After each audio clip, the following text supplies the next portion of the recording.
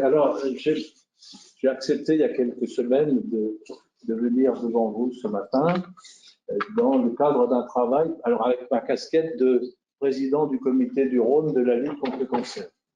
Sachant qu'avant, j'ai eu une autre casquette d'oncologue pendant quelques décennies, je suis actuellement retraité, et je suis donc en responsabilité du comité du Rhône de la Ligue. Et donc, je me suis posé la question juste après de dire qu'est-ce que je vais dire? Est-ce que je vais parler de la Ligue, un peu d'histoire de la Ligue? Oui, pourquoi pas. C'est une vieille dame, nous allons le voir. Et puis, faire un catalogue des possibilités de collaboration, de coopération qu'on pourrait avoir autour des patients atteints de cancer, qui posent une problématique quotidienne.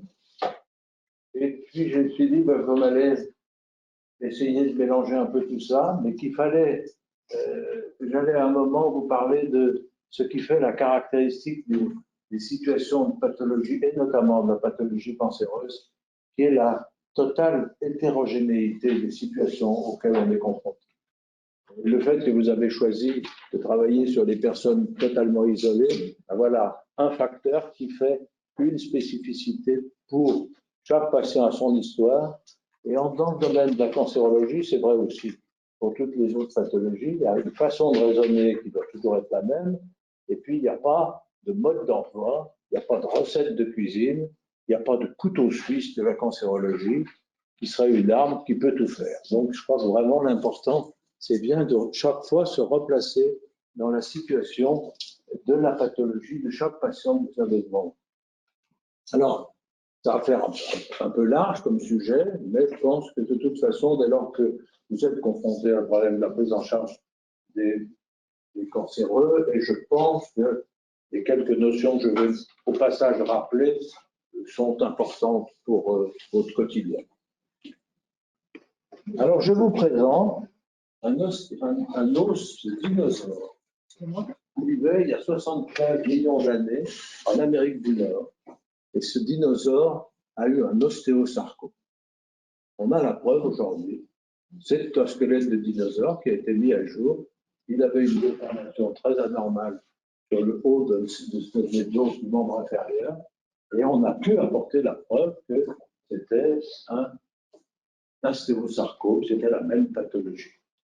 Là, je vous présente un bout de crâne, un bout d'os pariétal d'un enfant qui est mort à l'âge de 10 ans et qui vivait au bord de la Méditerranée, puisque cette pièce osseuse a été exhumée dans la grotte de Lazaret, juste à côté de Nice, dans la banlieue de Nice. La mer était probablement un peu plus haute à ce moment-là. Et donc, il vivait là il y a 170 000 ans d'années, 170 000 ans. Donc, on a fait un saut quand même de quelques millions d'années. Mais pour vous apporter la preuve que le cancer, c'est une maladie de toujours, qui est probablement aussi ancienne que l'apparition de la division cellulaire dans le développement de la vie sur Terre. Alors, le cancer, ça a d'abord été donc, effectivement un phénomène pathologique qui existe de tout temps. C'est devenu une pathologie identifiée, mal identifiée, mais identifiée il y a déjà assez longtemps. Et le cancer, vous connaissez le poids du mot cancer, ce que ça représente d'entendre ce mot quand il vous concerne ou qu'il concerne quelqu'un près de vous. Et c'est un mot qui, comme je dis, vient de loin et d'il y a longtemps. Alors, vous savez que dans la médecine occidentale, on passe toujours en Grèce avec Hippocrate. Hippocrate, c'est lui qui crée la comparaison du cancer avec l'écrevisse. C'est aussi Carcinos, donc. Quand vous prenez une personne qui a une pathologie péritonéale évolutive, c'est une carcinose péritonéale. C'est l'exacte transcription du mot grec. Dans la médecine, dans la civilisation occidentale, on passe toujours d'Athènes à Rome. Et la deuxième partie, alors là, on est 5 siècles avant Jésus-Christ, d'accord? La description des cancers, sans savoir ce que c'est. Et Claude Gallien, c'est lui qui passe de l'écrevisse au crabe. Et le crabe s'impose dans la terminologie, en rappelant que le crabe, le mot cancer, qui vient de là, cancri, cancre, ce mot cancer est un mot polysémique, comme on dit, qui a 4 sens, puisque c'est un mot d'astronomie, d'abord, d'astrologie ensuite, de géographie avec le tropique du Cancer, et ce n'est qu'en quatrième sens, vers le XIVe siècle, qu'il s'est imposé dans la pathologie.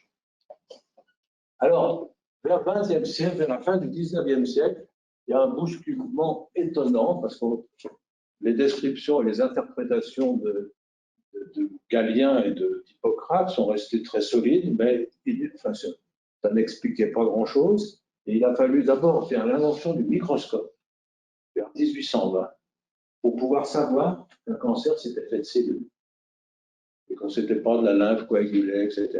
Et il a fallu inventer la cellule, 1850, et puis la division cellulaire. Et on est là dans une période où les choses vont se bousculer à une vitesse effrénée, avec notamment la découverte des agents infectieux. Et donc, il y a un progrès des connaissances dans la fin du 19e. Et le cancer est une maladie qui s'isole un petit peu sur le plan social, car il y avait quand même, la maladie, c'était pour les pauvres, c'était pour les gens qui vivaient dans des conditions difficiles d'alimentation, de logement, c'était l'importance des pathologies infectieuses. Et le cancer, lui, il balaye large. Il tombe indépendamment des conditions de vie. On peut être très riche et cancéreux, on peut être très bien nourri et cancéreux. Ça met en défaut les moyens classiques de l'hygiène sociale. Et le cancer, progressivement, est pris en compte comme un fléau social. On a une époque extraordinaire des affichistes. Regardez cette affiche qui avait été faite par l'Office d'hygiène sociale de Tarn-et-Garonne. Comment, en 1920, on était capable d'informer la population. Alors, vous avez la course à la mort, vous reconnaissez la mort qui est là. Et puis devant, il y a la tuberculose. Derrière la syphilis, et là, dans le peloton du fond, il y a le cancer. Ils ont quand même senti qu'il se passait quelque chose, ça fait partie des trois. Et donc, le cancer est progressivement pris en compte comme un fléau social. Et c'est comme ça qu'en mars 1918, en pleine guerre, la guerre n'est pas finie, on a d'ailleurs failli la perdre à ce moment-là. Et le 14 mars 1918, Paris est sous les bombes de la grosse Bertha. Il y a des gens qui se réunissent pour créer la Ligue franco-anglo-américaine contre le cancer. Alors pourquoi franco-anglo-américaine?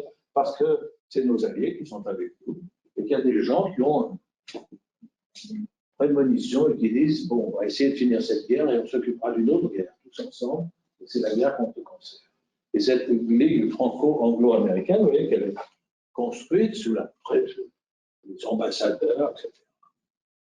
Alors, au passage, il faut rappeler un truc, c'est un peu local, c'est que les Lyonnais ont été très impliqués dans la Ligue, dans la création de la Ligue franco-anglo-américaine contre le cancer. Alors, vous ne connaissez peut-être pas Justin Godard. Si vous voulez, un jour, je pourrais parler de Justin Godard.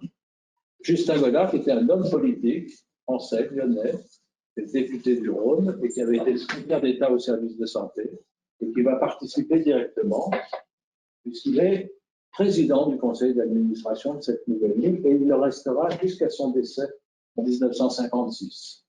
Et puis vous avez Auguste Lumière et Claudius Regaud. Alors Auguste Lumière, resté dans l'histoire pour la raison que l'on connaît, qui est le cinéma, mais qui est le frère aîné et qui est membre du conseil d'administration de la Ligue franco-anglo-américaine contre le cancer. Il est à Lyon à ce moment-là. Il travaille à l'Hôtel-Dieu, un qu'on va juste après. Et puis Claudius Regaud, un professeur lyonnais, oublié parce qu'il est parti à Paris. Donc on n'aime pas les Lyonnais qui partent à Paris. Et puis donc vous avez derrière un professeur qui est aussi tombé célèbre dans la médecine lyonnaise, qui est le professeur Léon Bérard. Et c'est une œuvre philanthropique. Regardez, il y a le comité central des dames. Alors, vous voyez que le comité d'honneur, les anciens présidents de la République, le président de la République, les femmes des anciens présidents du Conseil, et vous avez là la duchesse d'Uzès qui s'occupe du comité central des dames, et vous trouvez tous les grands noms de l'administration et tous les grands noms de la politique et tous les grands noms de l'industrie et de l'argent. Vous allez trouver ici Madame Schneider du Trudeau, vous retrouverez des... Alors, c'est une association qui s'est donné beaucoup de missions. La première, c'est qu'il n'y a rien. L'hôpital, à cette époque, c'est la responsabilité des communes. Vous savez pourquoi les hôpitaux sont un peu développés dans les communes où il y a du vignoble? C'est parce que les communes sont riches. les hospices de Beaujeu, les hospices de Beaune, etc. Là où la commune a de l'argent, elle a des structures qui sont solides. Et les autres, ben, c'est à la merci des gouvernants, enfin des maires et des municipalités. L'hôpital, c'est fait pour les indigents, les pauvres, les indigents, une sorte de, ça ressemble plus à un SAMU social qu'à la médecine. Et les autres, les classes moyennes et les riches, ben, ils vont se faire soigner en payant dans les cliniques.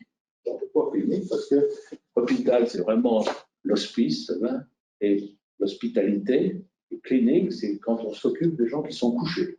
À partir du moment où on se met à soigner les gens, on développe le terme de clinique qui n'a rien à voir avec la notion de clinique privée. Et, alors, il faut d'abord construire des centres de traitement. On est pendant la guerre, on se dit ben, c'est d'abord pour les malades, les soldats, les réformés, les réfugiés. On poursuit des recherches sur les causes du cancer, ils appellent ça l'aide aux savants. C'est propager dans le public des notions, c'est faire de l'information sanitaire pour apprendre aux gens comment se méfier du cancer, créer des centres d'enseignement et accompagner les patients dans les établissements et au domicile. Et il faut de l'argent. Et une des actions de ces dames, qui sont les visiteuses, les dames visiteuses, une de leurs actions, c'est d'organiser des tombolas, des activités festives pour ramasser de l'argent. C'est pas pour rien qu'il y a un Rothschild qui est. Alors voilà, par exemple, ce que l'on pouvait afficher dans les lieux publics en 1925-1930 sur tuer le cancer avant qu'il ne vous tue. Vous avez le crabe, là, bien sûr, et si vous avez des indurations indolores sur le sein, etc. L'éducation sanitaire était bien plus développée qu'elle ne l'est aujourd'hui. Alors, ça marche à Paris, ils disent on va faire une Ligue à Lyon. Et la Ligue à Lyon s'installe en 1922, donc il y a juste 100 ans. Et elle s'installe en 1922 en se développant. Alors, elle refuse d'être assujettie à Paris. Donc, à gauche, c'est une réunion où les Parisiens viennent pour dire on va installer le comité du Rhône. Et à droite, c'est en juin une association qui se crée selon le même modèle, mais entre Lyonnais. Ils ont envie de garder la main sur le pouvoir et de garder la main sur l'argent. Ils ne veulent pas, on est avant au LPSG, mais il y a déjà un certain antagonisme. Et donc en 1923, création des premiers centres anticancéreux. Je vous rappelle, le premier centre anticancéreux, dans 100 ans, eh ben, c'est l'Hôtel-Dieu, où il a le service du professeur Bérard. Et sous le dôme, là où vous allez voir des coups dans un endroit sympathique maintenant, ben, vous avez les machines de radiothérapie qui ont toutes été intégralement payées par Auguste Lumière. Pendant ce temps, la médecine du cancer, ben, c'est des hôpitaux pour les incurables. Et vous pouvez trouver des textes de 1923 où on dit il faut s'occuper des cancéreux, il faut s'occuper des 20% qui ne sont pas des déchets sociaux. Écrit en toutes lettres par des professeurs de médecine. Et les déchets sociaux, c'est les incurables, c'est ceux que l'on ne peut ni opérer, ni irradier. Alors on les confie par, on a connu la dame là? Non, Jeanne Garnier. Jeanne Garnier, une jeune veuve de Lyonnaise qui a consacré sa fortune et son temps à monter l'ordre des Dames du Calvaire. Et donc, le cancer à cette époque-là, c'est l'Hôtel-Dieu, un service de chirurgie, un service de radiothérapie et 2 unités de soins palliatifs qui sont, alors avec des noms porteurs d'espoir, le Calvaire et la Croix. D'accord. Et qui se trouve bien évidemment sur la colline où l'on prie. On prie juste avant de mourir. C'est donc à Fourvière que tous ces établissements ont été construits. Alors le visage du cancer aujourd'hui, total bouleversement, c'est-à-dire qu'on a quand même beaucoup de choses sur le cancer. D'abord au niveau des connaissances fondamentales et qui ont débouché sur des modifications thérapeutiques considérables. Il y a eu tous les progrès de la technologie du diagnostic, notamment. Moi, j'ai appris la médecine avant l'échographie, avant le scanner, avant l'IRM et avant les endoscopies. Je peux vous dire qu'on a vécu un bouleversement fantastique. Il y a donc eu beaucoup de changements. Il y a donc l'émergence des traitements médicaux, parce qu'en 1940, il y avait un professeur lyonnais qui s'appelait Paul Saly qui écrivait que le traitement du cancer, c'était opium et menterie. Les douleurs, on s'en occupait, et mentirait le mensonge. Il ne faut pas désespérer le patient. C'est la devise de Paul Salut. Et donc, c'est devenu le plus important problème de santé publique. J'ai remis cette gamme, mais pour vous montrer que je ne suis pas capable de la modifier, de la bidouiller. Mais lui, il est passé devant et les deux autres ont disparu quasiment. Ils sont devenus des problèmes beaucoup moins conséquents du fait de l'invention des antibiotiques. Alors, le cancer, un problème lourd par son incidence. Hein. Je vous rappelle juste, un homme sur deux, une femme sur trois sont touchés par le cancer. Et ça nous donne près de 400 000 cas en 2018, si les statistiques sont exactes. Plus d'hommes que de femmes, moyenne d'âge 57% chez les plus de 65 ans, âge médian au diagnostic 68 et 67 ans. C'est voilà, une maladie très triste chez les très jeunes, mais qui est très fréquente chez les gens plus âgés, ce qui explique l'augmentation de l'accident. Le reste, vous le regarderez si vous avez envie. Alors, c'est une pathologie lourde de conséquences. La mort, d'abord. Un Français ou une Française qui meurt toutes les 3 minutes d'une maladie cancéreuse. Toutes les 3 minutes. C'est la première cause de mortalité entre 35 et 65 ans et c'est la première cause d'année de vie perdue. L'année de vie perdue, c'est quand tu meurs trop tôt. Aujourd'hui, quand on meurt à 45 ans d'un cancer de l'estomac mal contrôlé, on laisse des enfants, voire des enfants, on laisse une veuve, etc. Et on a des conséquences hyper lourdes de cette pathologie. Et puis, c'est le lourd prix de la guérison. Le lourd prix de la guérison, c'est le prix des traitements. Et je ne parle pas du prix, économique, je parle du prix sur la vie. Parce qu'on peut survivre d'un cancer, et parce qu'il a été trouvé trop tard, on a été obligé de mettre l'artillerie lourde. Donc, on est rentré dans les guéris, mais tous les jours de sa vie, la personne qui a été soignée pour un cancer du col de l'utérus trouvé trop tard, elle va se souvenir toutes les minutes de sa vie de quel âge c'est qu'elle a eu cette pathologie. Parce qu'elle a des troubles urinaires, elle a des troubles digestifs, elle a des troubles sexuels, elle a des troubles d'enragement inférieur, etc. Et donc là, c'est l'importance de ce que représente le coût des maladies, le coût du traitement des maladies. Et l'important, donc, ce que je dis souvent, c'est que le meilleur cancer, c'est celui qu'on n'a pas. Et puis le moins pire, c'est celui qu'on trouve tôt et qu'on doit avoir. Une action obsessionnelle de prévention et de dépistage. Là, on reviendra, vous avez un rôle de santé publique dans ce domaine. Tous les acteurs de soins sont des acteurs de santé publique. Hein, pour chiffrer, 3,8 millions des Français conservent des séquelles.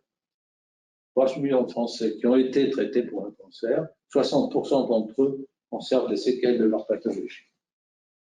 Alors, un mot, cancer, et autant de situations que l'on veut. Puisque ce mot, ça, c'est un dérèglement cellulaire qui perturbe le renouvellement des cellules. Donc, avec 200 types de cancers. 200 types de cancers. Si vous faites un noir sur le cancer, il y a un gros chapitre, petit chapitre, moyen chapitre. Pour les pathologies rarissimes, il y aura 2. Mais il y aura 200 chapitres. Et c'est une histoire qui est totalement singulière. Chaque histoire est singulière. La première singularité, c'est la singularité de la maladie. Quel organe? Quel tissu dans l'organe? Quelle cellule dans le tissu de l'organe? Utérus, col ou corps? Estomac, lymphome ou carcinome, etc. Quelle façon de rentrer dans la maladie? Quel est le degré de connaissance de la cause? Des cancers avec responsabilité, avec l'homme qui fumait 30 clopes par jour, ou même ses amis ont dit, ouais, de toute façon, il va bien chercher. Quand on lui disait, tu ferais gaffe, il faut bien crever de quelque chose, on l'a tous entendu ça. Et puis le cancer de l'innocent total. 100 ans, un cancer de prostate, aujourd'hui, personne ne peut répondre à lui dire, c'est pour ça que. On est dans un flou total concernant les causes. Et puis bien évidemment, on trouve le cancer plus ou moins tôt dans l'histoire. C'est pas une personne qui a un dépistage, une personne qui vient pour des métastases, c'est complètement différent. Et la façon dont la chose se sera passée, d'accord, c'est la personne qui a consulté une fois son médecin, réagit instantanément et hop, on a fait le diagnostic. Et puis celle qui a consulté 12 fois, à qui on disait non mais c'est rien, c'est pas inquiet, etc. Et qui finalement a la maladie et qui est dans la rage contre le système. Donc vous faites varier un tout petit facteur sur les choses et vous avez. Et puis après l'hétérogénéité selon la réponse au traitement. Parce qu'on peut avoir, entre guillemets, un bon et un mauvais cancer. parce qu'on va être répondeur au traitement, c'est différent si vous ne l'êtes pas. Donc ça, c'est la première singularité, c'est celle de la maladie. La deuxième, c'est l'individu biologique sur qui ça tombe. Ce qu'on appelle le terrain, l'âge, les antécédents pathologiques, etc. On ne traite pas une personne de 30 ans, on traite peut-être une personne de 80 ans. La personnalité, la structure mentale, psychologique, etc. Et puis, il y a l'individu social. L'individu social, c'est ses conditions de vie, marié, célibataire, divorcé, voit ses enfants, les voit pas, on n'a pas, a des amis, la connaissance, a de la culture, ou bien se laisse mener, enfin, etc. Tous ces... L'histoire de chaque patient, c'est bon, plus de 1000 cancers chaque jour qui sont diagnostiqués. Et c'est 1000 histoires différentes. Et il va falloir rentrer dans l'accompagnement de ces 1000 histoires différentes. Et sans mode d'emploi, parce qu'il n'a pas été livré par le fabricant, et sans outils qui soient, sans règles qui sont, voilà ce qu'il faut faire. C'est interdit, donc il ne faut pas dire. Ce qu'il faudrait faire, ce qui serait le mieux, mais avec 3 temps, un temps pour guérir. Malheureusement, vous, dans votre situation de HAD, vous n'avez pas de motif, vous n'êtes pas très stimulé dans l'espoir de la maladie cancéreuse. Parce que les gens qu'on guérit, et on en guérit de plus en plus, vous ne les connaissez pas. Vous les connaissez par ailleurs, vous ne les connaissez pas dans votre exercice professionnel. Car c'est rare qu'on mette en HAD un monsieur de 55 ans qui a un cancer du côlon et qui fait des cures de chimiothérapie. D'autant plus qu'on a gardé beaucoup l'idée que ça se passe à l'hôpital, en milieu, entre guillemets, hospitalier. Donc, il y a le temps pour guérir, le temps pour vivre. Alors, guérir, c'est les bonnes maladies, trouvez tôt. Les bonnes maladies bien sensibles à la chimiothérapie. Curieusement, les maladies où on mourrait à 100%, les leucémies, c'est celles qu'on guérit le plus pratiquement aujourd'hui. Et puis, vous avez un temps pour vivre, le plus longtemps possible et le moins mal possible. Je n'ai pas d'objectif curatif, je vais vers vivre avec. Vivre avec le plus longtemps possible et le moins mal possible, en utilisant les moyens thérapeutiques adéquats, c'est-à-dire des traitements anticancéreux, des traitements symptomatiques et des soins de support. Et la caisse à outils est devenue extrêmement complète. Et puis le temps, pour vivre le moins mal possible, la vie qui reste, lorsque le moment est dit, on arrête les traitements anti-tumoraux et on va prendre la décision de faire en sorte que la vie qui reste, l'objectif, rendre le moins médiocre possible la vie qui reste. Et ça, vous avez effectivement, ça représente sans doute, je ne sais pas comment vous êtes des analystes statistiques pour le suivi, mais ça représente sans doute une majorité de vos patients. Sachant que les traitements antinéoplasiques ont des limites.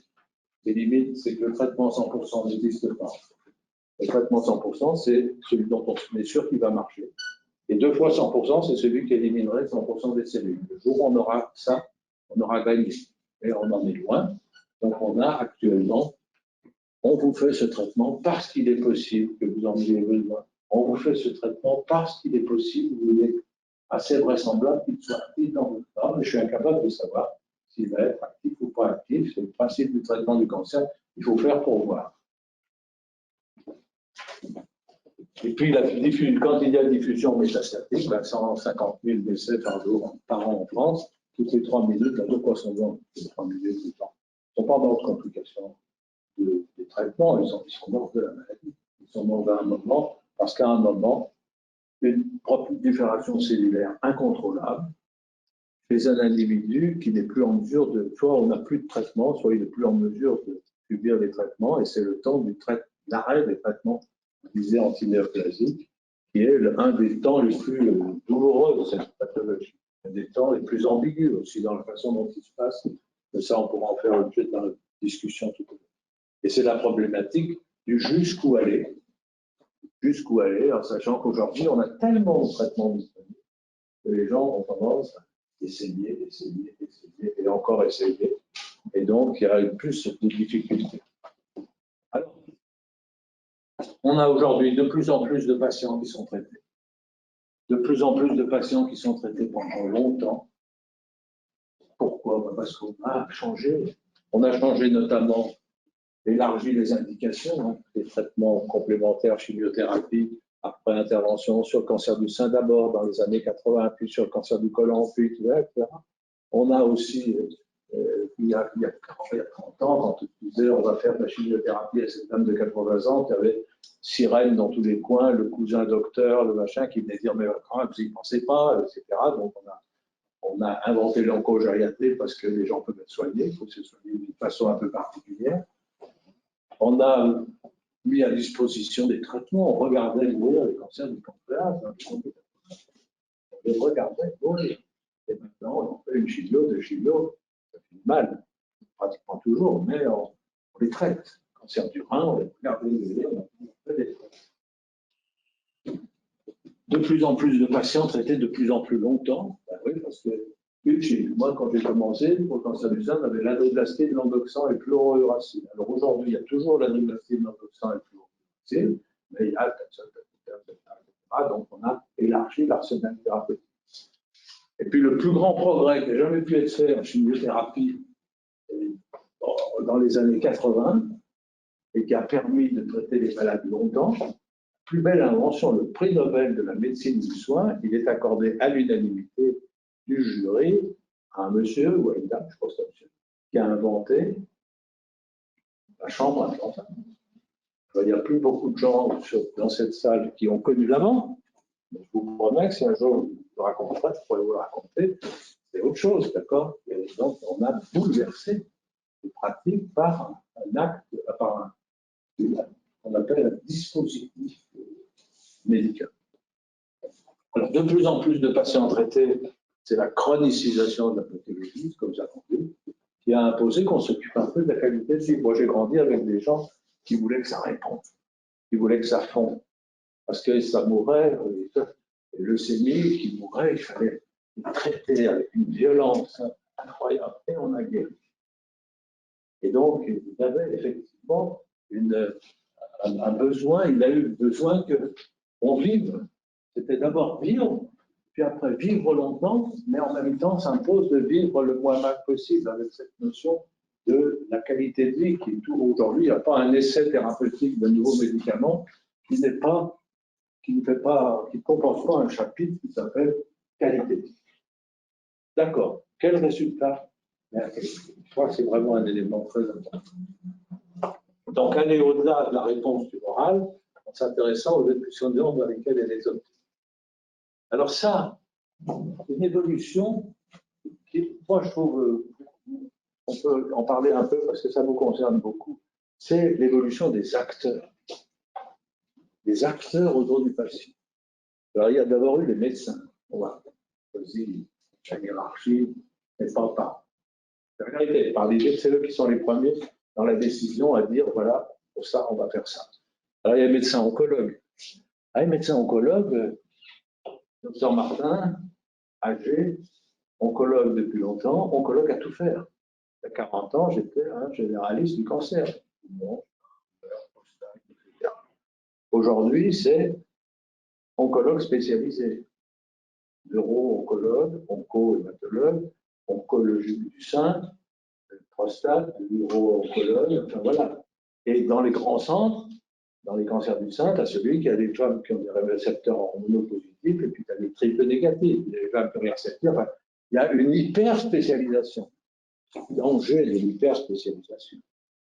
Il y a le médecin, parce que, ça, on ne peut pas en parler. Et puis, il y a les autres spécialistes.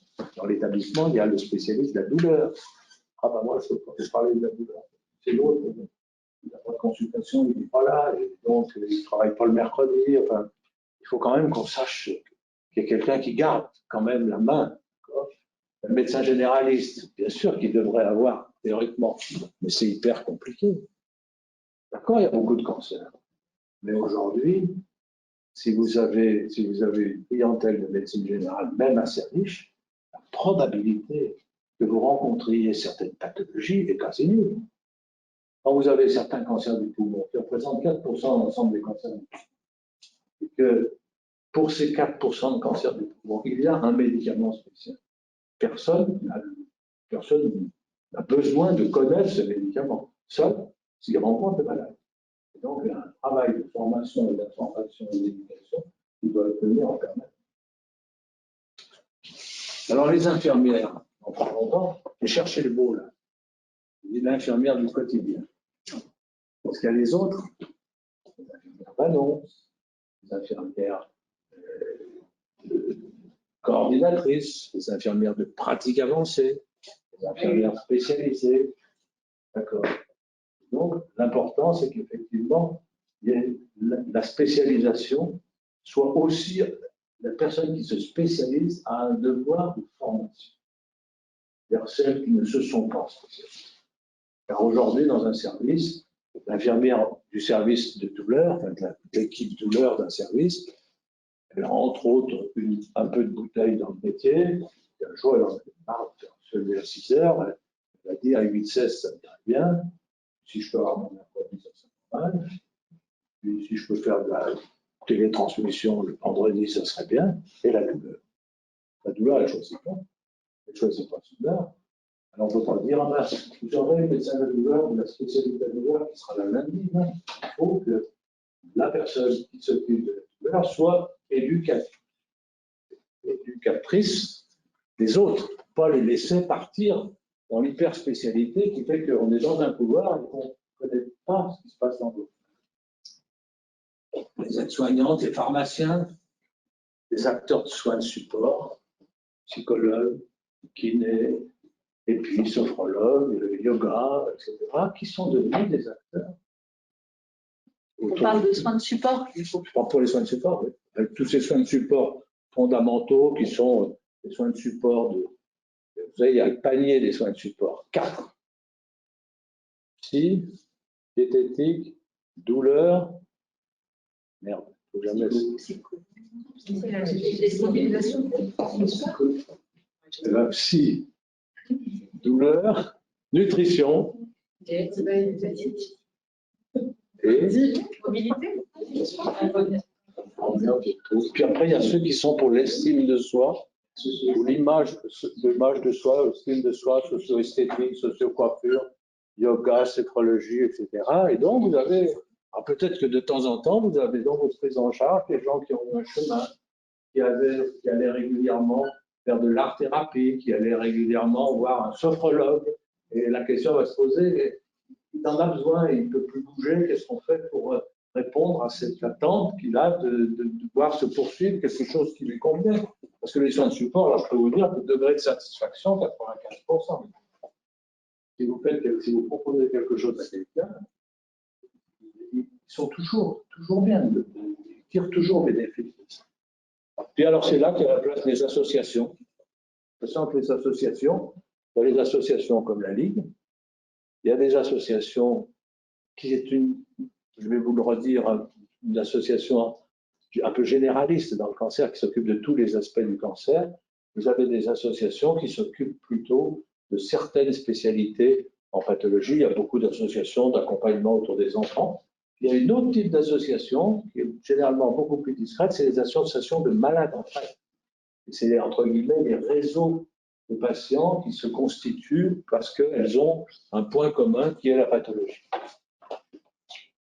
Alors, les évolutions, elles concernent aussi les conditions de la décision thérapeutique et de son application. Et il y a un cadre légal. Le cadre légal, c'est depuis le début du siècle, celui-là. Voilà comment on doit soigner. Et si vous voulez faire de la cancérologie, voilà ce que vous faites. Premièrement, prendre des décisions ensemble, c'est la RCP. Et donc, vous faites une réunion de concertation pluridisciplinaire pour prendre la décision du bon traitement au bon moment pour le bon patient. Théorie. À la sortie, une fiche de RCP qui doit être remise au malade. Vous me direz s'il a trouvé dans les dossiers du bon patient. Mais elle devrait y être. Ensuite, aux États généraux contre le cancer, des malades du cancer en 1998, ils avaient beaucoup insisté sur la façon dont on rentrait dans la maladie. C'est là qu'il y a eu les plans cancer, etc. Et le premier plan cancer, l'article 40, c'est accompagné pour l'annonce. Et donc, vous avez l'annonce de la pathologie qui se fait par le médecin référent. Donc, normalement, tous vos malades doivent dire mon référent, c'est. Mais je ne l'ai pas vu depuis 6 mois. Je ne l'ai pas vu depuis 1 an, je vois l'interne de temps en temps. C'est tout du vécu. Et puis, le temps soignant d'annonce. Le temps soignant d'annonce, c'est l'infirmière d'annonce. C'est un temps qui a modifié totalement la façon, le métier d'infirmière en cancérologie.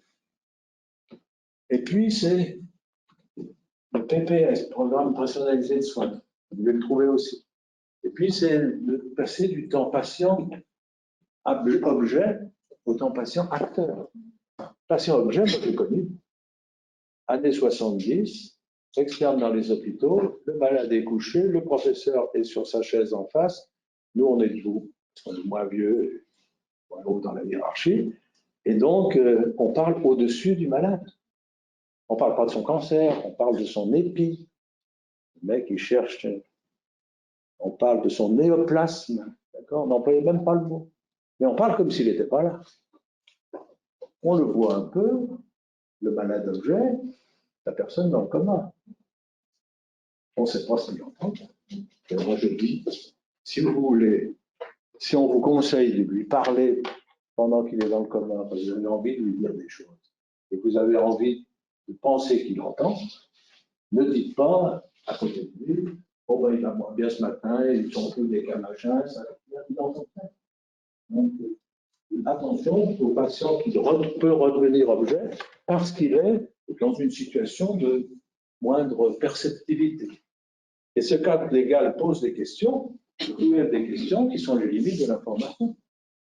Il y avait la semaine de dimanche, dans le journal du dimanche, il y avait une interview de la fille de Maryse Wolinski. Vous voyez, Wolinski, le dessinateur des Cendres à Charlie, sa femme, Maryse Wolinski, qui fait du monde parisien, et qui a eu un cancer. Et comme ça commence, à la première consultation, il a dit qu'elle en avait pour 6 mois. Et lui a dit qu'elle en avait pour 6 mois, elle avait plus 6 ans.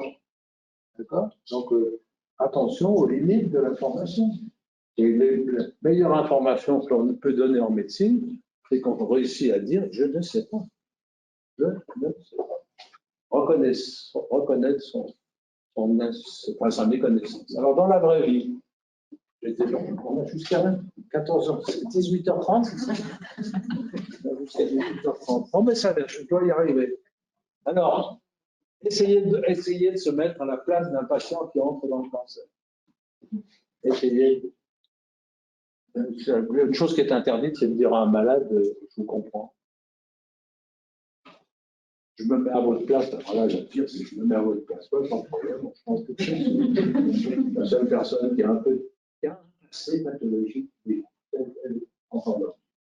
Quelques-unes qui vont pouvoir dire, l'infirmière confidentiellement qui va dire, je sais, j'ai aussi, etc. Qui va créer une complicité, mais sinon, quand on n'est pas concerné directement, on ne sait pas. Alors, c'est de rappeler qu'on va mourir, qu'on est là pour un petit moment, on ne sait pas combien de temps, mais qu'on ne maîtrise pas grand-chose. D'accord? Quand on dit il s'est bien battu, vous savez où on entend il s'est bien battu? À l'enterrement. Il s'est bien battu. Et donc, faites loi de la volonté et du courage. Alors, un monde de questions sans réponse. Pourquoi moi? Qu'est-ce que j'ai fait? Qu'est-ce que j'ai pas fait? Qu'est-ce qu'on m'a fait? Avec de plus en plus une cancérologie punitive contre laquelle je vous dresse en disant vous avez le cancer parce que oui, vous avez fumé, ça c'est sûr. Mais vous avez mal mangé, vous n'avez pas fait assez de gymnastique et de sport, etc. Ça, c'est tout à fait inadmissible. Il faut se souvenir qu'il y a un grand nombre de patients qui n'ont pas de raison. Or, culpabiliser les gens sur leur pathologie. Les questions pour aujourd'hui concernant la tolérance au traitement, etc. Et on n'est que dans la probabilité. Les questions pour demain, et on est tout le temps dans du probabilisme. D'accord? Cancer de l'ovaire, et qui vous faisait du Taxol carboplatine, vous lui disiez voilà, on va faire Taxol carboplatine. Elle revenait à 3 semaines, elle disait docteur, il n'y a qu'un truc que vous avez fait. J'ai perdu mes cheveux au 20e jour, ça c'est le 18e jour, ça c'est ce que vous m'aviez dit. Par contre, vous m'aviez dit que je pouvais avoir des nausées, j'en ai jamais eu. Ou au contraire, vous m'avez dit que ça ne donnait pas de nausées, je ne vomis pas. Donc, si vous voulez, il y a, attention, il n'y a pas de réponse, on est dans le probabilisme. Alors, c'est des perspectives brouillées, des rapports avec le temps. Souvenir, c'était avant, quand je n'avais pas. Et puis, là, le projet, c'est si. On on part, on prend le billet, point d'interrogation, un sentiment de perdre la maîtrise de son corps, parce que la personne qui a fait ça a été trahie par son corps.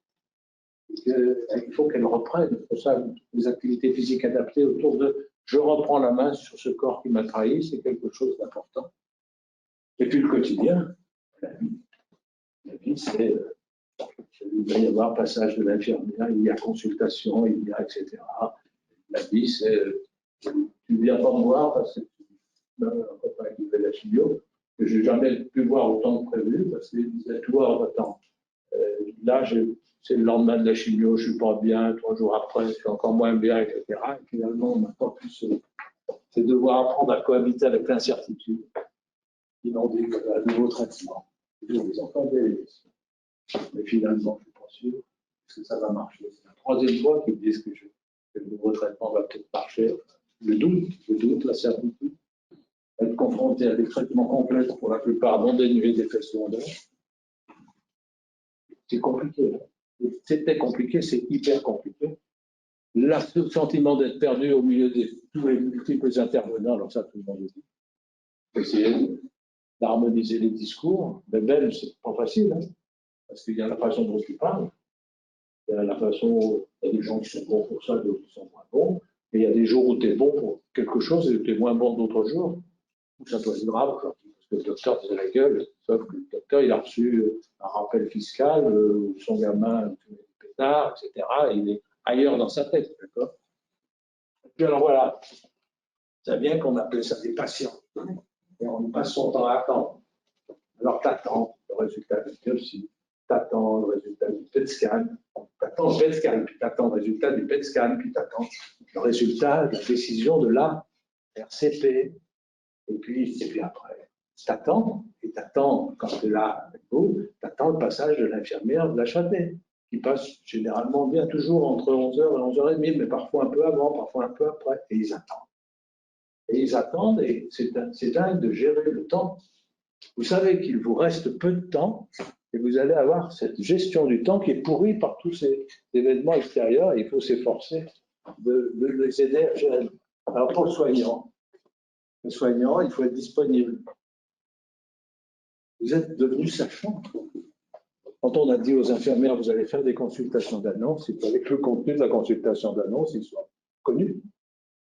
C'était plus facile. Enfin, il y en a certaines qui trouvaient que c'était plus simple d'être plus serein. C'est-à-dire qu'elles ne se sont pas précipitées pour faire de la consultation d'annonce. Le souci permanent de la mise à niveau, la connaissance de la pathologie. D'où je viens, où je suis, où je vais. Pour que chaque acte soit mis dans son ambiance et dans son contexte. C'est appliquer la technique. Une bonne infirmière, c'est une bonne technicienne, d'abord. Parce que c'est la technique qui crée la confiance. Et quand vous avez une mauvaise technicienne, très gentille, au bout de quelques temps, elle est plus que mauvaise technicienne.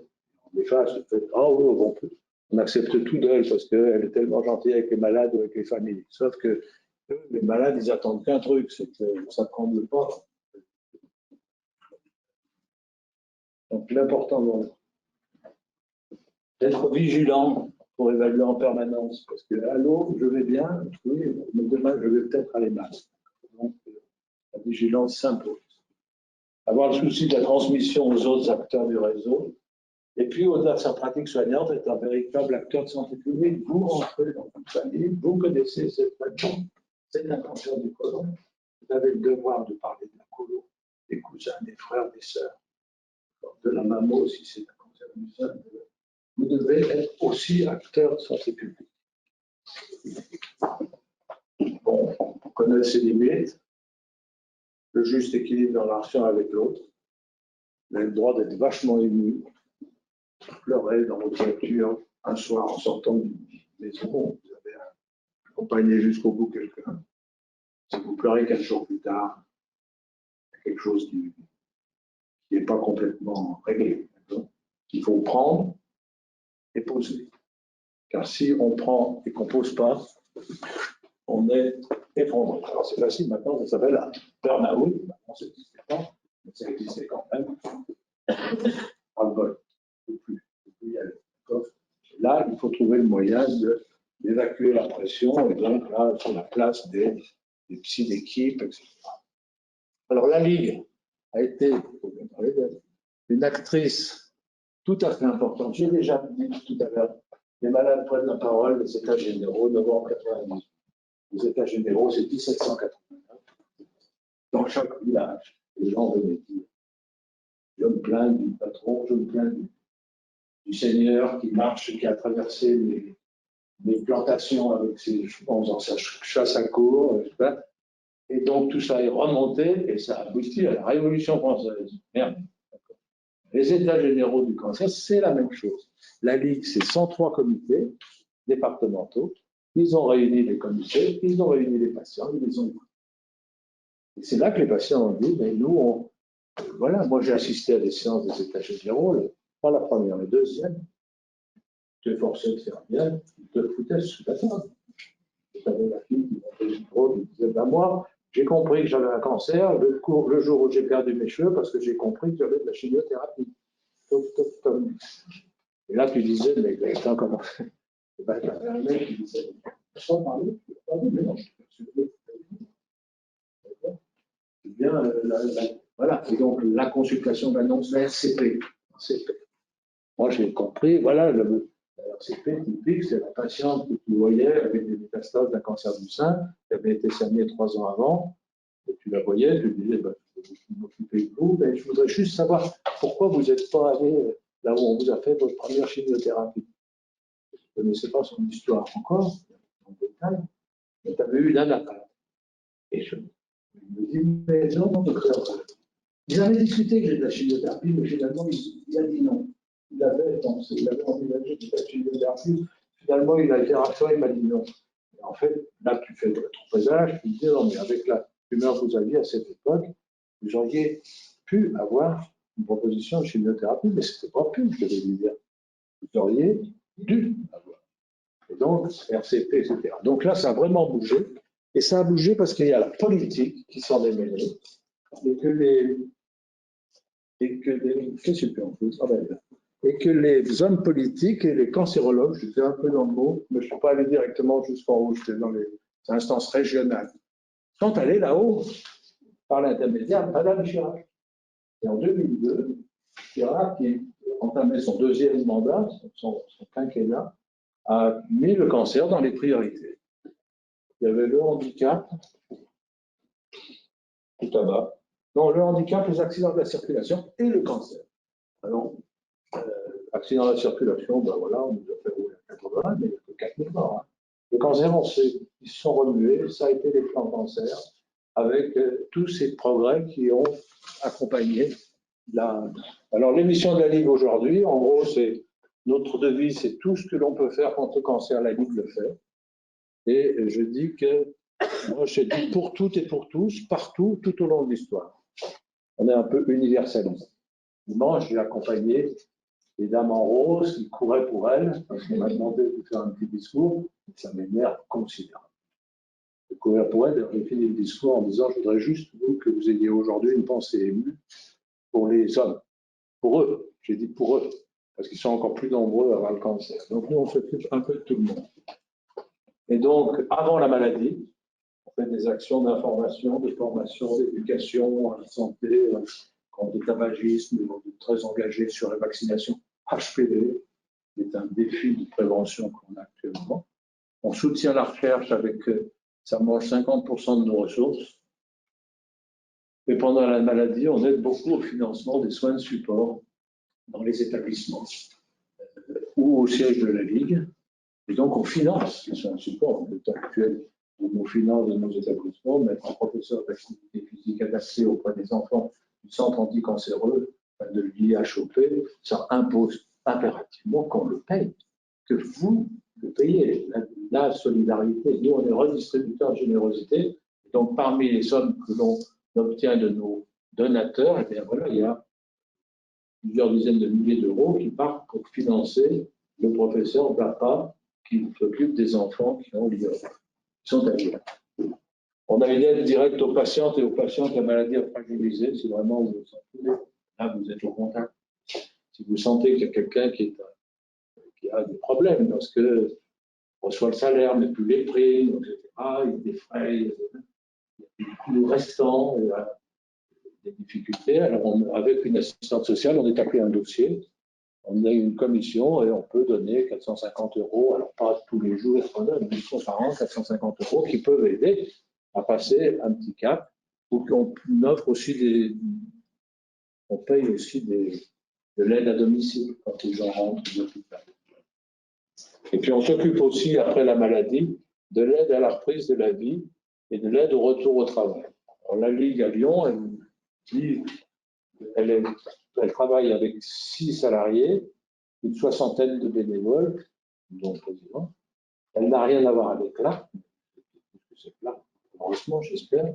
Elle n'a rien à voir avec l'ARC et on a un budget de l'ordre de 2 millions d'euros qui repose essentiellement sur les dons individuels. Et donc, on a environ 12 000 donateurs. Et donc, demain, nous en aurons 2001, 2002, 2003, 2004, 2005. Voilà. Il suffit de taper Ligue et vous trouverez la façon dont vous pouvez nous aider. Allez, on s'arrête là. Bon, j'ai pensé que ça pouvait servir. Je ne sais pas si vous rejoignez cette idée, mais il faut effectivement bien remettre tout dans ce contexte général, historique et l'évolution, sachant qu'on est en nécessité, en plus, de passer son temps à se former, à cette formation continue qui est tout à fait importante, parce qu'il y a tellement de choses qui ont changé. Et qu'à partir du moment où on est engagé à courir pour elle, c'est qu'on s'est engagé dans la lutte contre le cancer. Et si on est engagé dans la lutte contre le cancer, on doit être engagé dans la lutte contre le tabagisme, dans la promotion des dépistages, dans la promotion dans la lutte, dans la promotion du vaccin HPV. Pardon. Et donc ça, c'est vraiment un élément important. Et vous êtes là dans les maisons, et vous avez effectivement ce rôle de santé publique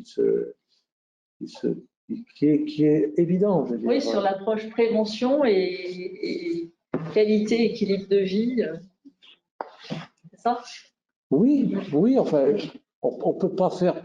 On n'a pas beaucoup de moyens d'empêcher d'avoir le cancer, puisqu'on sait qu'il y a des mutations, qu'il y a des gens qui naissent avec des mutations, façon Angelina Jolie, bon, mais c'est moins de 10% des gens. Qu'il y a un certain nombre, les autres, ils naissent avec un matériel génétique qui nous est propre, avec des gènes qui participent à la régulation du renouvellement cellulaire. Et quand un gène dysfonctionne, cette dysfonction peut entraîner la perturbation du renouvellement cellulaire et la prolifération cancéreuse. Et la dysfonction d'un gène est la conséquence d'une mutation. Et il y a des mutations exogènes, et puis il y a des mutations de hasard. Donc il y a déjà des gens, simplement le fait de déplier ton ADN, on a quand même 200 milliards de cellules chaque jour qui se renouvellent. C'est-à-dire plusieurs milliers de cellules par minute. En ce moment, là, on est une usine à mitose. Et donc, il faut copie, tu sais, de l'ADN, les bases, cytosine, et s'il y a des erreurs, ça s'appelle une mutation. Et la mutation, elle est transmise à la cellule fille, etc. Et donc, à force de mutation, si vous avez... On sait que le tabac est l'agent mutagène l'agent le plus mutagène de notre comportement.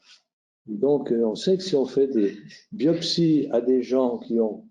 il n'y a personne qui fume ici. Si on fait des biopsies à quelqu'un qui fume, on va trouver des tas de mutations. Et si la mutation est tombée au mauvais endroit, elle peut faire le cancer. Donc, c'est pour ça que tout le monde ne fait pas le cancer. Mais bon, agent mutagène, le tabac sous toutes ses formes, il va falloir que... Quelle réticence, Paul!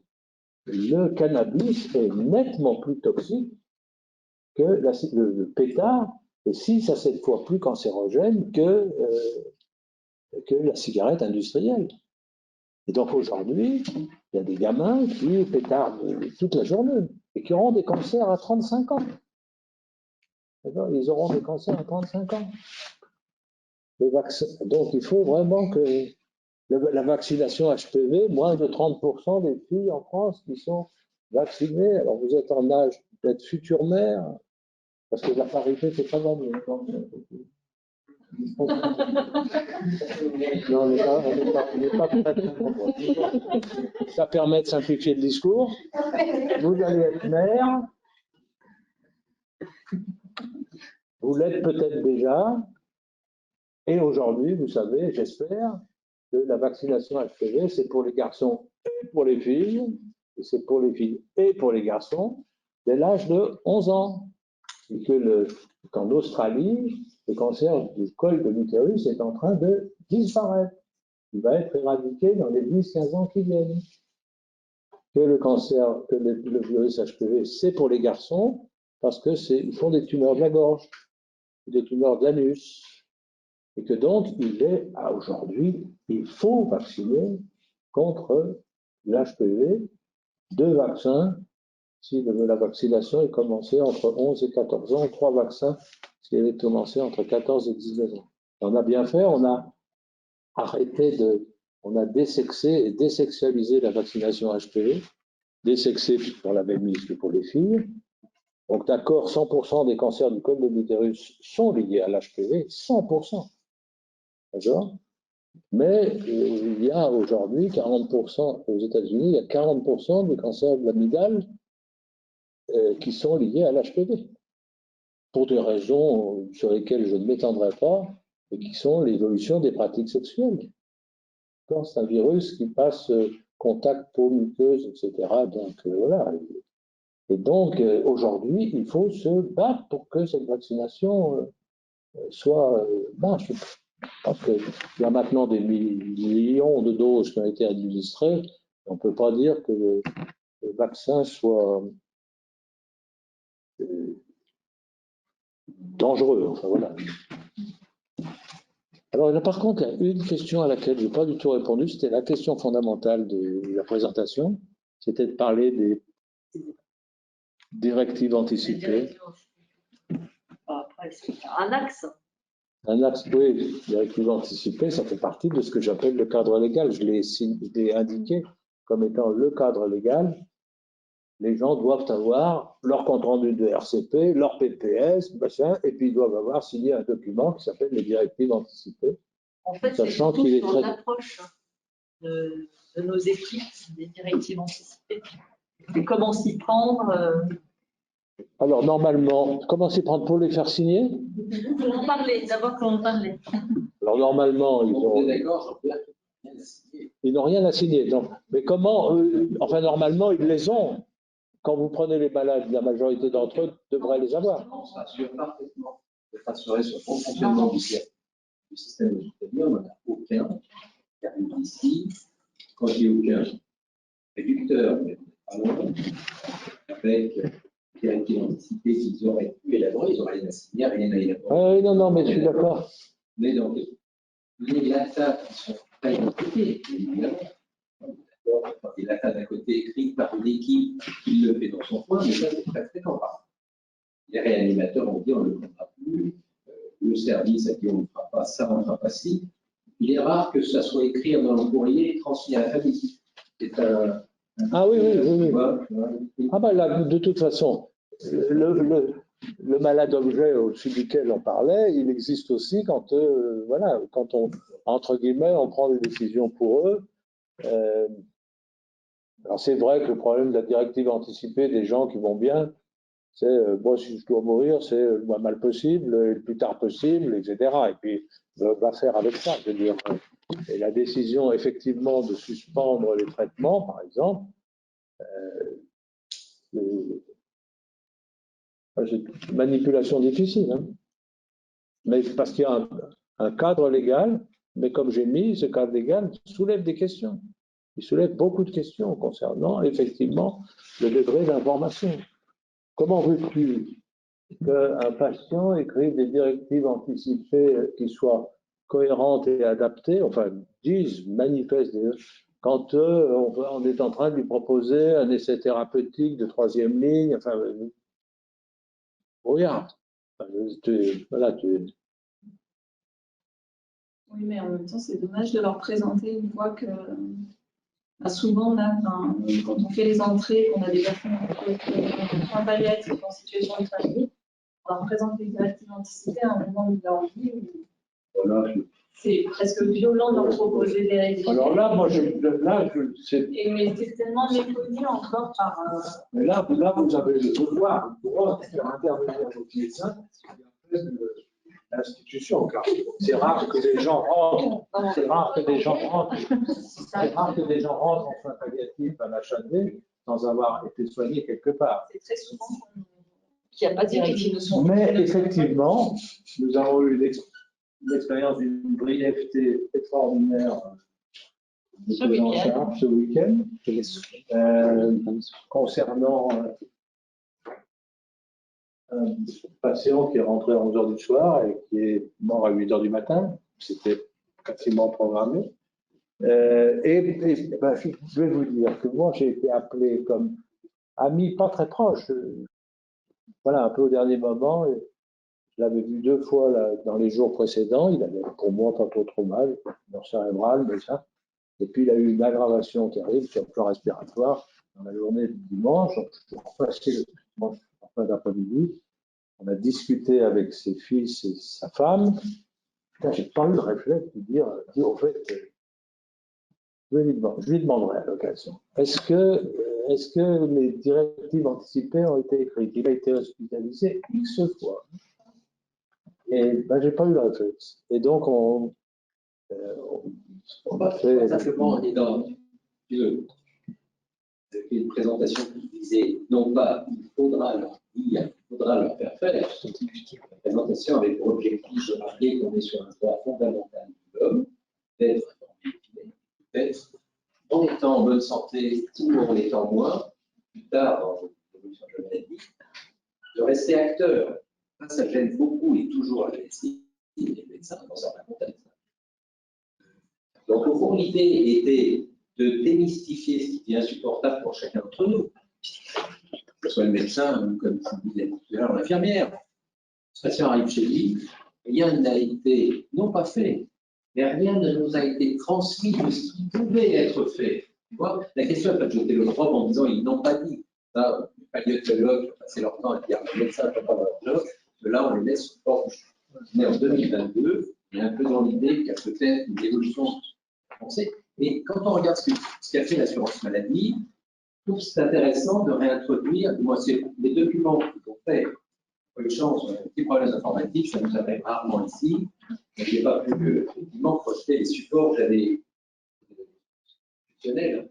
Mais quand on avait ça, ce qui est intéressant, c'est que dans le support qu'on trouve sur le site de l'assurance maladie, on trouve vous êtes en bonne santé, vous pouvez réfléchir déjà sur la fin de votre vie. Et ou un événement qui peut survenir, on s'entend ici. Vous êtes dans un contexte de pathologie, vous pouvez une fois de plus réfléchir à des limites que vous posez. Bien sûr, tu vas rentrer dans un essai thérapeutique ou pas. Et puis, le mec qui a une ECA, la probabilité qu'il a un essai thérapeutique est plus faible que dans le domaine de la cancérologie, les moyens ne sont pas élevés. Mais en attendant, il est un moment où peut-être tu peux dire je ne veux pas ou je ne voudrais pas, compte tenu de l'état qui est le mien aujourd'hui, subir un massage cardiaque, subir, etc. Et ça, cet échange, ce moment-là, qui est un moment comme ici, il a le qui est rarement donné aux patients, ou alors il y a tel médecin, on ne sait pas celui qui en a pas. Alors, oui, j'entends, mais moi, il y a une chose que je dis souvent, les patients essentiels pour l'activité, des jeunes patients, et que tu viens parce qu'elle est en train de mourir, ou qu'elle va mourir, ou qu'elle meurt, et que tu es dans la chambre avec tes singes, tu le regardes, et tu te souviens de la nana brillante qui était rentrée 4 ans auparavant dans son cabinet. Hein, qui était, voilà.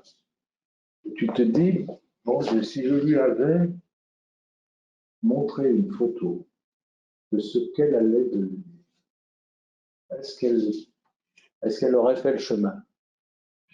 D'accord? Et elle a fait le chemin. Et quand tu lui disais, oh, il faut arrêter la chimio, elle te disait, mais non, docteur, moi, si je suis là avec vous depuis 10 ans, c'est parce que vous avez fait de la chimio et vous me dites que vous ne pouvez plus m'en faire, etc. Donc, et elle était là. Et quand tu lui disais, mais vous êtes épuisée, épuisée. Non, non, non, non, non, docteur, je vais mieux. Elle avait fait le tour de son lit au bras mutilé, etc. Donc la façon dont chacun vit sa situation au fur et à mesure peut être complètement évolutive.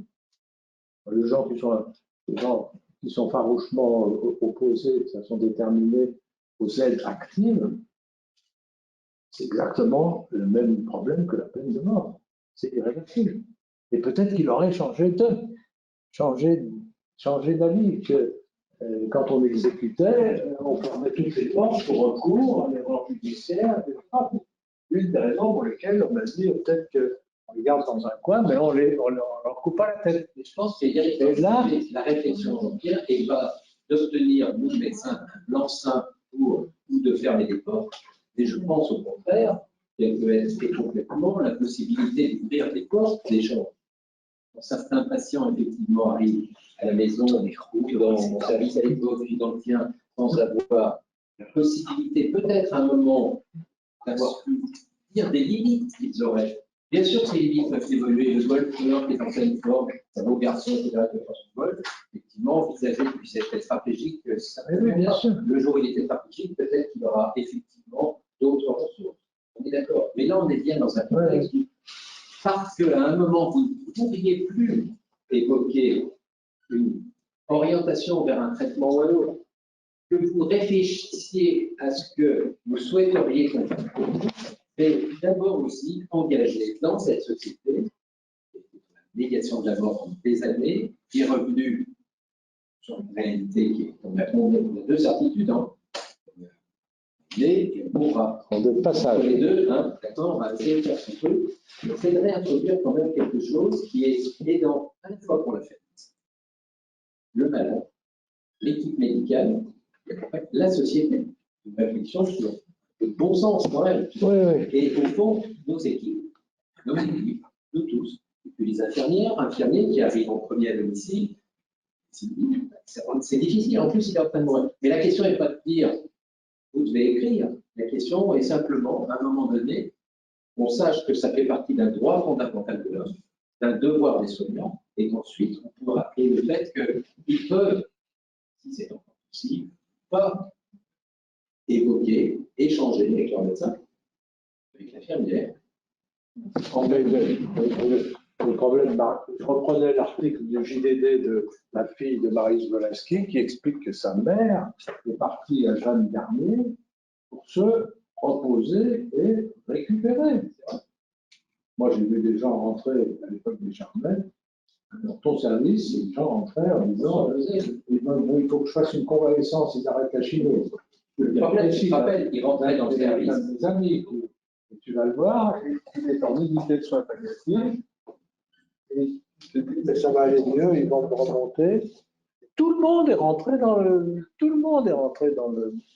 mensonge, entre guillemets, enfin mensonge, un mot dur, mensonge, mais dans la non-vérité. Alors, toutes les vérités sont pas bonnes à dire. C'est vrai qu'aujourd'hui, moi j'avais un principe, c'est que je répondais aux questions qui m'étaient posées. Et je n'apportais pas des réponses à des questions qui ne m'étaient pas posées. Alors je disais, en fait, vous savez que tout va mal, etc. Tu fais poser des questions, tu lances jusqu'à ce que la question sorte, et elle sort ou elle ne sort pas. Et si elle ne sort pas, c'est qu'ils n'ont pas envie d'entendre la réponse à ce moment-là. Moi, j'ai vu un jour une jeune patiente, non, mais j'étais encore jeune, et comme elle avait mon âge, oui, dans mon souvenir, et elle était toute cassée de métastases, et elle était sur la table d'examen, et j'avais un paravent. Et j'étais contre le mur, elle était là, et puis on voyait mon bureau. Alors j'étais comme ça, je voyais le bureau, et devant le bureau, il y avait le mari.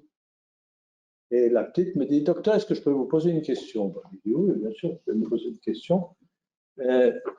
Avec ce que j'ai, est-ce que je peux mourir? Alors tu restes, voilà, mais t'as pas longtemps, hein. On va dire, en fait, une consultation, revenez demain, je vous répondrai. Et donc, tu dis, alors je lui dis, si je vous expliquais que le cancer ne fait pas mourir, vous diriez tout de suite que je suis en train de vous mentir. Enfin, Donc effectivement, un cancer qu'on ne contrôle pas, parce qu'avec Paris, c'est comme ça. Et là, donc aujourd'hui, on tient votre maladie sous contrôle. Et tant qu'on tient la maladie sous contrôle, il n'y a pas de danger. C'était métastase osseuse, c'est vrai. Ça, c'était la réalité. Si tu maintiens la maladie sous contrôle, elle ne va pas mourir. Et puis donc, mais bien sûr, le problème, c'est qu'il faut que les traitements restent actifs. Donc, eh bien, deux choses. La première, c'est que sa réponse a été de dire, finalement, on aimerait bien avoir une société totalement, sous surveillance, parce que tu aurais les vidéos, je la revois, je l'entends, il y a 30 ans. Et finalement, avant de poser une question, on devrait toujours se demander si on est capable d'entendre la réponse. Bon, hein. Et puis quelques mois plus tard, rien n'a marché, elle était hospitalisée dans un état épouvantable. Elle était accompagnée de sa sœur. Et sa sœur m'a dit, alors qu'elle avait donc tous les codes pour savoir qu'elle était en train de mourir, elle m'a dit, vous savez, que sa sœur le lendemain me dit, vous savez ce qu'elle a dit, elle a dit, plus avant de mourir, j'aime bien le temps. On m'a dit qu'il était bon, mais je crois que je peux même demander un deuxième. Elle est morte 2 heures après. Il y avait cette sorte de... Je crois encore. Je crois encore qu'il y a une possibilité. Donc c'est vraiment bon. Et je crois que ça restera bien évidemment un élément compliqué que d'évoquer la possibilité que quelqu'un a d'écrire des identités, parce que ce n'est pas une question, c'est il apporte une information en termes de droit qu'il a, de devoir qu'il abandonne. Ensuite, on sait très bien que va être, dans une probabilité assez forte, soumis à la question. Parce que ça veut dire qu'à un moment donné, c'est toute la difficulté de nos équipes, de nous tous. Hein. Ce patient arrive, tu ne connais ni d'aide ni de l'heure, et effectivement, il faut lui faire proposition de ce. Et effectivement, là va pouvoir s'introduire une question, un échange, avec en plus quelqu'un qui ne te connaît pas, je ne sais pas si ce patient va essayer de tester la cohérence d'un propos. On connaît tout ça. Mais en attendant, comme nous allons le certifier, tu sais, dans les avions, quand il n'y a pas de pilote, on ne les fait pas voler. D'accord? Ça, c'est dans le monde il n'y a pas très longtemps. En médecine, quand il n'y a plus personne dans les hôpitaux, on les certifie quand même. On passer le temps. Donc, dans la certification, on va nous dire est-ce que. Ah oui, oui, mais alors, bon, moi je pense que là. Non, mais ça veut dire qu'il faudra qu'on leur montre à ces messieurs qui arrivent, jugés, certifiés, on a bien fait tout ça. Donc, cette réalité-là, elle est aussi quelque chose qui est, à mon sens, à prendre en compte tous les ans. Aujourd'hui, vous pouvez faire une évaluation des pratiques en regardant avec quel outil est arrivé le patient pris en charge chez vous. Est-ce qu'il avait sa RCP? Est-ce que vous aviez une information précise sur sa pathologie? Est-ce qu'il y a eu une RCP de soins palliatifs? Parce qu'il y a même des RCP de soins palliatifs pour officialiser l'idée qu'on arrête le traitement à visée anticancéreuse. Mais que, il y a un élément important. Il y a des choses qui sont dans le vocabulaire et les habitudes. On arrête les traitements. Eh bien, on arrête les traitements pour les gens, c'est alors vous ne soignez plus. Tu arrêtes l'HAD. Ah, mais alors, qu'est-ce que je fais? Pour d'aucuns, quand tu arrêtes l'HAD, ça veut presque dire d'ailleurs que les fous en dehors de chez Ah ouais. Donc, il y a une rhétorique effectivement extrêmement limitante. Mais si on considère une chose aussi, tant que tu veux rentrer à l'hôpital, tu n'y rentreras pas contre le fait, l'autorisation du médecin dans le service. Alors, s'il y a de la place ou il n'y en a pas. Déjà, s'il n'y en a pas, réglé. Si on a, il faudra d'abord que tu passes par les urgences, les cas malades sont peut-être bien le service, c'est trop fatigant, c'est trop risqué, c'est trop compliqué. Mais par contre, toi, quand tu rentres chez toi, je peux te garantir que quand l'hôpital a décidé que tu sors, tu sors. Ah, bien sûr. Donc, ça veut dire que la structure d'achat des que tu sors, autrefois, on nous appelait encore un petit peu pour venir voir le malade.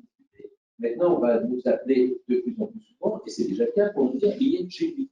Donc, à partir de ce moment-là, le fait qu'il y ait RCP, de la dimension de l'ex-voisine, que tout soit bien là, l'antibiogramme, le machin, le truc, d'abord, quand tu demandes, tu dis emmerde. Ah non, non, mais tu vois, il faut reconnaître moi, je peux te dire, aujourd'hui, je vais dire encore comme conseil, c'est-à-dire, voilà ce qui s'est passé dimanche soir, des gens qui m'appellent en disant, voilà, on a trouvé ça, qu'est-ce qu'il faut faire, etc. Et avant, j'étais assez tranquille. Je disais, allez-y, allez avec votre équipe, parce que la RCP, c'était quelque chose de bien. C'est que tu pouvais dire aux gens, tu peux dire aux gens, le choix du traitement sera pareil. Donc, on n'a pas besoin de se précipiter vers la grande institution, etc. Les décisions sont prises collectivement. Si vous êtes bien avec votre oncologue et si vous êtes bien, restez-y. Et là, je me suis pris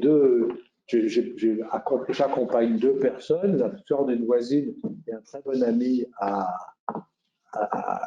qui est soigné à Annecy en étant déviant là-bas, et où j'ai un jour appelé son oncologue médical en lui disant il est vachement inquiet, de ses un lymphome du manteau qui tourne mal. Ce garçon qui a mon âge, il avait eu 2-3 jours d'hospitalisation et il avait son médecin référent. On prenait une décision pour des cartésels, n'importe quoi. Il avait passé 2 jours dans le service et j'ai osé lui dire, il était très déçu parce qu'il nous a parlé. Ça, c'était crime de lèse-majesté du docteur PH de l'hôpital d'Annecy. Et j'ai reçu un mail disant je vous rappelle que le seul référent, c'est le médecin traitant. Allez vous faire voir. Et donc, alors on n'est pas gâté par ce qui se passe dans nos établissements, les établissements hospitaliers, car actuellement, il y a effectivement le Covid, la crise et le prétexte de la crise et le prétexte Covid, etc., qui fait que, voilà, effectivement, là, il y a du souci, entre guillemets, à se faire. Pour autant, on avance du mieux qu'on peut et on mobilise l'ensemble de nos équipes. Effectivement, les questions que tu soulèves, elles étaient transparentes un peu à travers mon propos. Ouais. Voilà, on a un chemin accompagné, mais on est d'État à agir, on ne sait plus qui fait quoi, etc.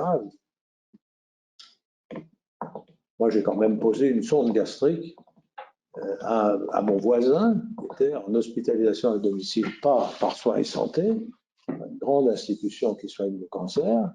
Il était en occlusion un samedi matin. Alors j'appelle l'établissement qui me dit il faut l'emmener au service d'urgence. Mais nous, on ne fait pas d'urgence. Donc emmenez-le à Mermoz, etc. Moi, je connais Mermoz, il y a assez longtemps. J'ai dit on va passer des heures dans le couloir. Et la personne de l'HAD me dit maintenant, si vous voulez la mettre, la sonde gastrique. Alors, je lui dis s'il faut des personnes, on va vous livrer la sonde gastrique. Alors, on m'a livré la sonde gastrique. On a oublié les bouchons, donc je vais les chercher, ou les sacs. Et avec la petite infirmière de Bron, qui n'avait pas vu de sonde gastrique, qui n'avait pas posé de sonde gastrique, je crois qu'elle avait vu poser une fois une sonde gastrique, on s'est trouvé à 1h de l'après-midi à poser une sonde gastrique. Heureusement, ça s'est bien passé. Mais c'est vrai que voilà, les 10 000, on dit on peut tout faire, on va tout faire, on prend tout en charge, oui, jusqu'à. Mais il ne faut pas désespérer. Absolument. Parce qu'ils sont nombreux à avoir besoin de nous. Donc il faut. Non. Et on en fait déjà beaucoup. Attends, pardon, je voulais enlever votre masque parce que je suis loin des virus et je suis sourd. On compte sur nous, les patients, les directions des institutions, les institutions B et des pouvoirs publics, tout le monde compte sur nous, mais on est tout seul quand même face à tout ça, face à toutes les difficultés que le docteur Magnier énonce, face à toutes les difficultés que vous énoncez aussi. Bon, il faut aussi se rendre compte de ça, c'est qu'il y a. Alors, on n'est pas tout seul, on est tous dans la même merde. Donc, on est tous dans la même merde, mais on est en équipe. On est lancé dans une merde plus grande encore. Ouais, mais on doit.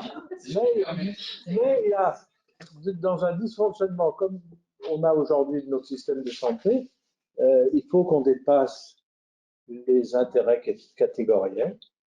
Et aujourd'hui, le système de santé, il est pourri par les intérêts catégoriels.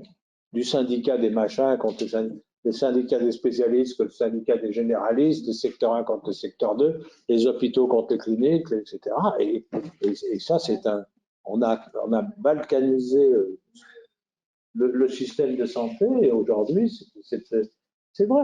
Moi, je vais vous dire, j'ai été médecin libéral.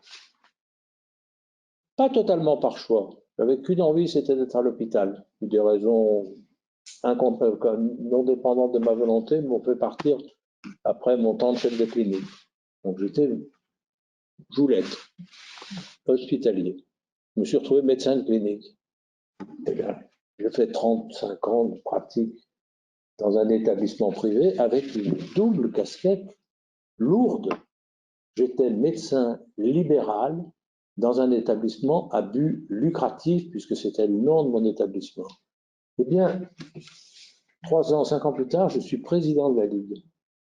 Et les personnes qui me regardaient comme une chou-merde il y a 6 ou 7 ans, un type avec qui il était à peine possible de parler parce que libéral, etc., brosse les pentes maintenant. Je suis le même. Mais ce que je pouvais penser à l'époque était pour eux totalement entaché par la structure dans laquelle je bossais. Et voilà. Mais bon. Donc ça, c'est un peu l'esprit franco-français qui ne va pas s'améliorer tout de suite. Non. Enfin, moi, je ne verrai pas, je vous le souhaite de le voir, mais moi, je ne verrai pas. En tout cas, on va terminer sur une note positive. Oui, il faut. Voilà, bon. Et on remercie le docteur Martin, président de la Ligue Région. Drôle. Je suis trop vieux pour faire une carrière. D'intervenir aujourd'hui et on compte sur vous en équipe pour progresser et continuer dans la prise en charge et l'accompagnement de nos patients en HAD. Je vous remercie. Merci. Merci de votre écoute. Merci.